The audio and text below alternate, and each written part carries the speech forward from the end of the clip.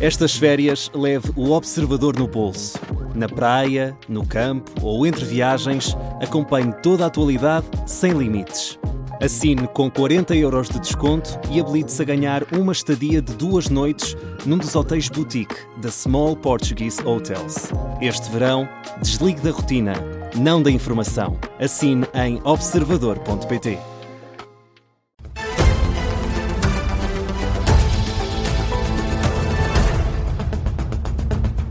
Jornal das 5 com Vasco Maldonado Correia. Vasco, vamos começar com uma atualização feita na última hora pelo governo espanhol. Mais de 38 mil pessoas que entraram ilegalmente em Ceuta já regressaram a Marrocos. Número avançado pelo Ministério da Administração Interna de Espanha. Esta tarde, o Comissário Europeu Magnus Brunner, que tem a pasta das migrações, garantiu que não há movimentos de migrantes em situação irregular a caminho de Espanha continental ou qualquer outro Estado-membro da União Europeia. Vamos em direto até Ceuta, ao encontro do enviado especial do Observador, João Porfírio. João, boa tarde, agora em direto neste jornal. Nas últimas horas tens notado um aperto na segurança por parte das autoridades espanholas? Sim, é verdade. O que é facto é que está a acontecer momentos é que milhares de migrantes que estão um pouco espalhados um pouco por toda a cidade estão a ser agora, digamos que, compactados, digamos assim, com a ajuda do Exército. O Exército está a movimentar-se para que os migrantes não passem desta estrada ou daquela estrada. Para quê? Para que eles fiquem numa zona restrita da cidade. E que zona é essa? É a zona da praia, naturalmente, a zona onde estes migrantes entraram e por onde estes migrantes poderão sair pela fronteira terrestre para Marrocos. E isso tem estado a acontecer. Perdemos o contacto com o João Porfírio, que estava connosco em direto a partir de Ceuta. Tem estado com a Inês André Figueiredo a fazer reportagem, a acompanhar esta crise migratória, sendo que o número de mortos, de acordo com o El País, já subiu para os 57. As autoridades estão a manter um dispositivo de busca e salvamento na água para evitar que mais imigrantes morram enquanto tentam cruzar a fronteira a nado. Creio que nesta altura temos novamente condições para falar com o João Porfírio. Estamos contigo, João. Peço desculpa. O que estava a dizer é que o Exército tem tirado os migrantes que estão um pouco por toda a cidade, espalhados, deitados nos jardins, às sombras das árvores, às sombras das esplanadas que estão fechadas, e o Exército tem encaminhado essas pessoas para a zona da praia, que é a zona onde estes migrantes entraram e a zona por onde poderão sair através da fronteira terrestre com Marrocos, e temos vindo a verificar, como dizia há pouco, um pouco por toda a cidade, pequenos focos de conflito entre estes grupos de migrantes e estes militares do Exército. Quem está a fazer esta escolta a estes migrantes são militares do Exército espanhol, e que com os bastões sempre no ar e com de forma muito agressiva de ambas as partes, é preciso dizê-lo. Às vezes há alguns momentos de tensão, nada que seja muito significativo. O que é facto é que estes migrantes não comendo e bebendo há mais de 24 horas. Porquê? Porque todo o tipo de comércio aqui em Ceuta está encerrado desde ontem, o que faz com que não existe a hipótese destes migrantes conseguirem alimentar-se. Ainda não chegou ajuda humanitária aqui a Ceuta, e estes migrantes, tendo dinheiro, já houve vários migrantes que nos mostraram muito dinheiro que têm nos bolsos e que dizem: eu quero comprar comida e não posso. E a Ceuta, que está cada vez mais, a cada minuto que passa, vêm mais jornalistas um pouco por toda a Europa cobrir este fluxo migratório que nas últimas 24 horas tem intensificado. A todos esses jornalistas é-nos pedido água, comida, e a justificação é que não têm onde comer, não têm o que beber. E estes centros de acolhimento que o governo espanhol implementou às primeiras horas deste grande fluxo migratório não foram suficientes. E o que faz com que estes migrantes tenham que dormir na rua e não tenham com que se alimentar. Reportagem do João Porfírio a partir de Ceuta. Nesta edição das 5, falamos agora do governo português que já garantiu que está em contacto permanente com Espanha.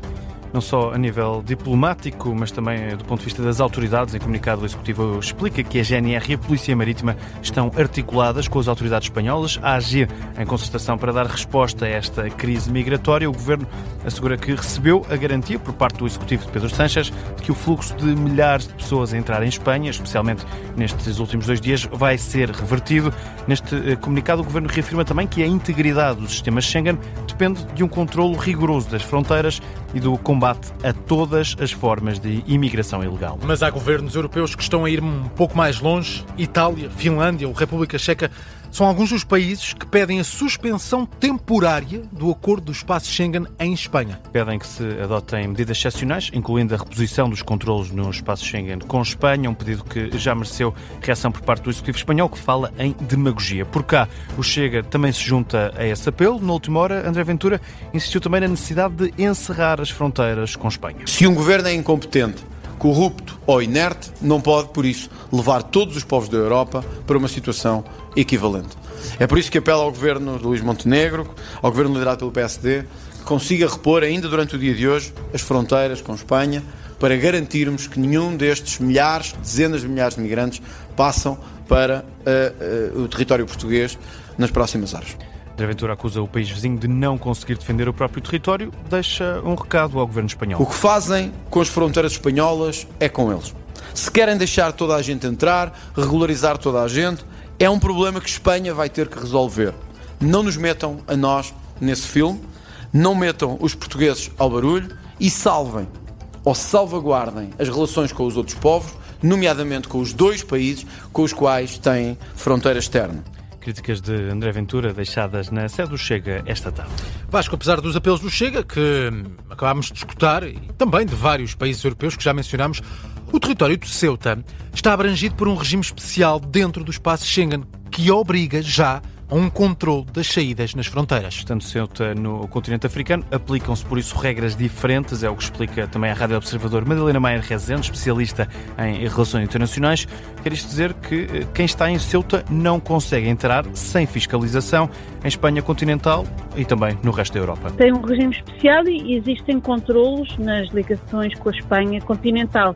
Por isso estas ameaças de suspender a Espanha de Schengen são sobretudo políticas. Nenhum país pode expulsar unilateralmente outro do espaço Schengen ou pedir isso. Pode, e sim, restabelecer temporariamente os controlos nas suas próprias fronteiras.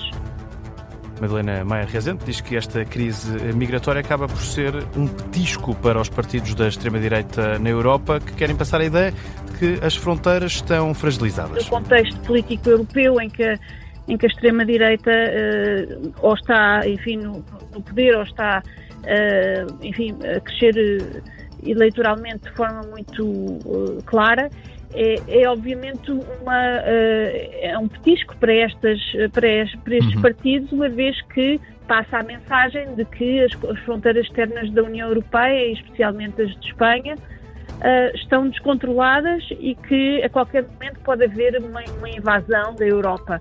É uma crise que é muitíssimo fabricada para as redes sociais e para fazer medo às populações europeias e para ser usada pela extrema-direita. Análise de Madalena Maier Rezende, especialista em relações internacionais, que acredita que a grande maioria dos migrantes vai acabar por regressar a Marrocos de forma voluntária. E é uma análise que já está disponível em podcast, em observador.pt. Por lá temos também um live blog ativo, atualizado ao minuto, sobre esta crise migratória em Ceuta, com reportagem no local da Inês André Figueiredo e do João Porfírio. Vasco, o pedido de audição parlamentar dos ministros da Administração Interna e da Justiça foram chumbados por falta de consenso na Conferência de Líderes. É já a segunda vez que a Conferência de Líderes impede que Luís Neves seja ouvido na Comissão Permanente do Parlamento. No início da semana, a Iniciativa Liberal tinha avançado também com esse requerimento, tal como na primeira tentativa.